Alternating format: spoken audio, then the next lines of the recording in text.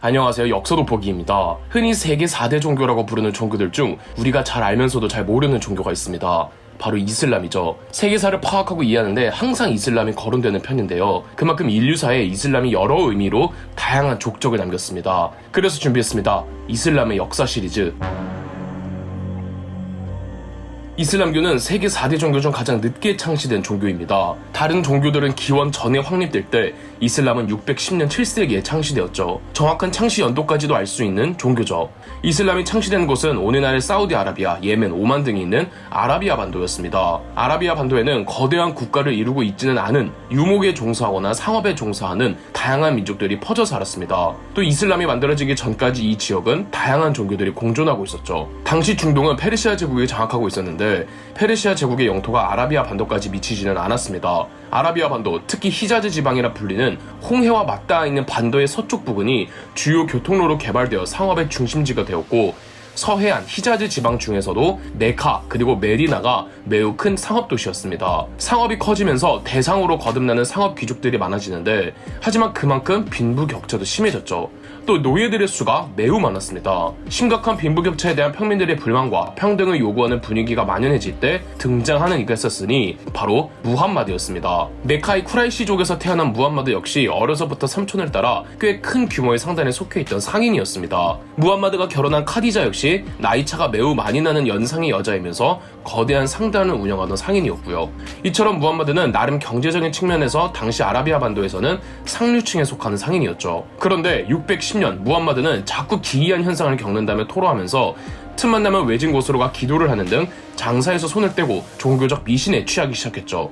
무함마드에 따르면 그가 메카의 히라 암혈에 머무르고 있을 때 천사 가브리엘이 나타나더니 주님의 뜻을 받으라는 계시를 받았다고 합니다. 놀란 무함마드는 아내 카디자와 사제에게 상담을 했더니 사제는 무함마드더러 선지자라고 해주었다고 합니다. 그렇게 무함마드는 자신만의 종교 이슬람교를 창시합니다. 무함마드는 오직 알라신만이 절대신이라는 유일신을 정립했는데, 무함마드가 창시했다는 이슬람은 유대교와 크리스트교에서 파생한 종교로 무함마드가 절대신이라고 추종하는 알라라는 뜻도 히브리어 엘에서 유래한 것이며, 이슬람에서도 말하기를 그들의 알라신은 유대교와 크리스트교에서 말하는 야훼와 동일한 존재랍니다. 가나안 지역이나 중동 지역에서 파생한 종교들은 대부분 같은 종교적 기반을 공유하고 있습니다. 즉 크리스트교나 이슬람교나 같은 신을 모시되, 무함마드의 이슬람교는 당대 주류의 유대교나 크리스트교를 제 나름 재해석한 그 시작 자체는 사이비 크리스트교 정도였던 거죠. 그래서인지 무함마드가 처음 이슬람을 포교했을 땐 다들 사이비 종교를 치부했습니다.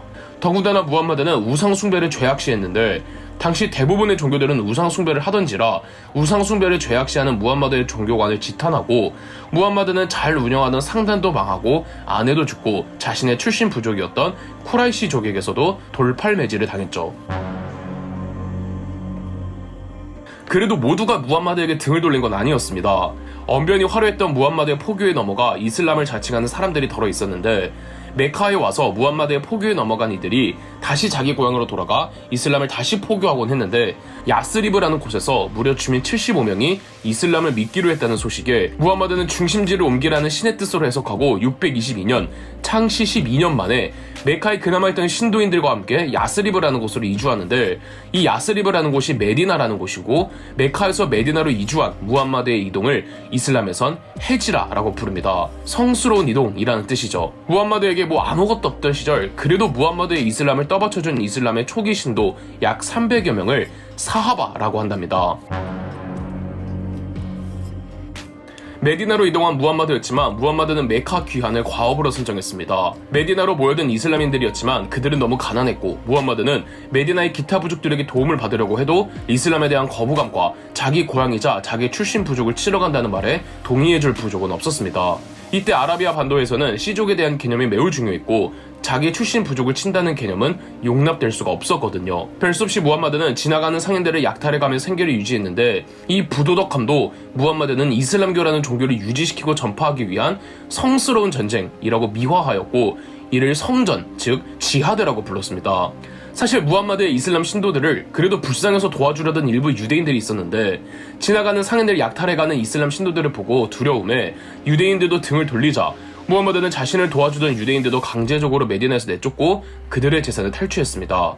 한편 메카에 있던 무함마드의 쿠라이시족은 무함마드가 부족의 체면과 위상을 깎아내린다며 메카에서 메디나로 군대를 보내 무함마드를 완전하게 제거하려고 했습니다. 그런데 약탈 짬밥떡일까요? 나름 무함마드의 이슬람 신도들은 전투에 임할 수 있는 전사들이었고 또 모래폭풍이 이슬람군을 도와준 덕에 메카에서 보낸 군대는 번번이 패퇴하였습니다. 그럴수록 조금씩 이슬람 신도의 규모는 커졌고 그간 메디나에서 이슬람을 박해하던 타 종교나 타 부족들을 무함마드가 소탕하거나 메디나에서 내쫓아버렸습니다. 특히 유대인들이 무함마드를 싫어해서 메카에 있던 쿠라이시족과 내통하려고 했는데 이 사실을 알게 된 무함마드는 유대인들을 학살해버렸죠. 무함마드는 주변 지역으로 이슬람의 세력을 팽창하였고 이제 메카의 쿠라이시족조차 함부로 대할 수 없는 정도의 세력으로 커졌죠. 630년 무함마드는 쿠라이시족과 협상을 한 뒤 1만 명의 이슬람 병력을 데리고 메카로 귀환하였고 드디어 메카로 돌아온 무함마드는 진리가 도래했고 거짓은 망하였다 라는 말을 했다죠. 메카에는 쿠라이시족만 있던 것은 아니었습니다. 본디 무함마드가 새로운 종교를 창시하고 포교하는 건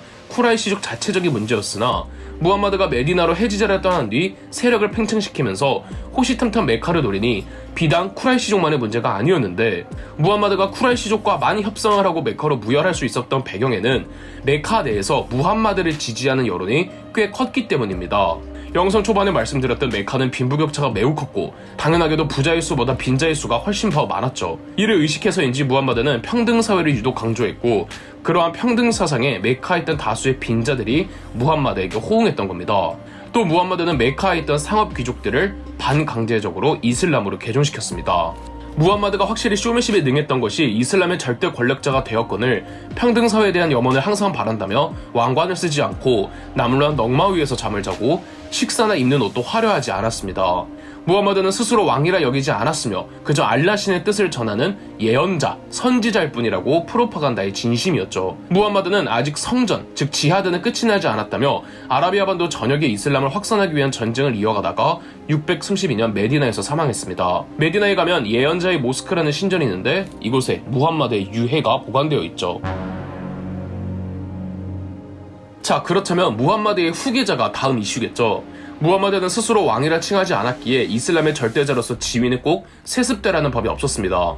아직 이슬람이 무슨 나라도 아니고 그 이전까지 아라비아 반도에도 나라가 있었던 건 아니니까요. 무함마드와 함께 이슬람을 창시하고 확산했던 초기 실력자들 가운데 더 많은 지지를 받는 누군가가 무함마드의 뒤를 이어야 했고 실력자들끼리의 신경전은 무함마드의 사촌 형제이자 친형제처럼 지냈던 알리와 초기부터 무함마드의 측근이 되었던 아부바크르의 대결 구도에서 알리가 포기를 함으로써 아부바크르가 예언자의 후계자를 자처하며 무함마드의 뒤를 이었습니다. 아부바크르는 스스로의 칭호를 신의 사도의 후계자라는 뜻에서 칼리프라고 정하였는데 이후 칼리프는 이슬람 세계에서 최고 통치자를 일컫는 개념이 됩니다. 무함마드 사후 아부바크르가 1대 칼리프가 되고부터를 정통 칼리프 시대라고 부르고 있죠. 아부바크르가 칼리프로 선출되자 아라비아 반도 곳곳에선 자신이야말로 진정한 무함마드의 후계자라며 반란을 일으키는 사람들이 마구 등장합니다. 아부바크르는 자신에 대한 반기는 곧 이슬람과 무함마드에 대한 배교나 다름없다며 이들을 배교 반란이라 치부하고 배교는 반역과 같다는 슬로건을 내걸며 배교 반란을 진압했습니다. 배교 반란을 진압하면서 아직 이슬람의 세력이 미치지 못하던 아라비아 반도의 타 지역까지도 세력을 확장시켰죠. 아부바크르의 배교 반란 전쟁을 리따 전쟁이라고도 하는데 이때 가장 활약했던 명장이 알라의 검이라고 부르던 할리드 이븐 왈 알리드였습니다. 심지어 아부바크르는 아라비아 반도를 나와 페르시아와도 붙기 시작하는데 이때 할리드가 활약하며 살라시 전투, 알마다흐 전투, 왈라자 전투 등에서 페르시아군을 상대로 승리를 거두었고 피라즈 전투에서는 동로마 비잔티움 제국의 군대까지 격퇴시키면서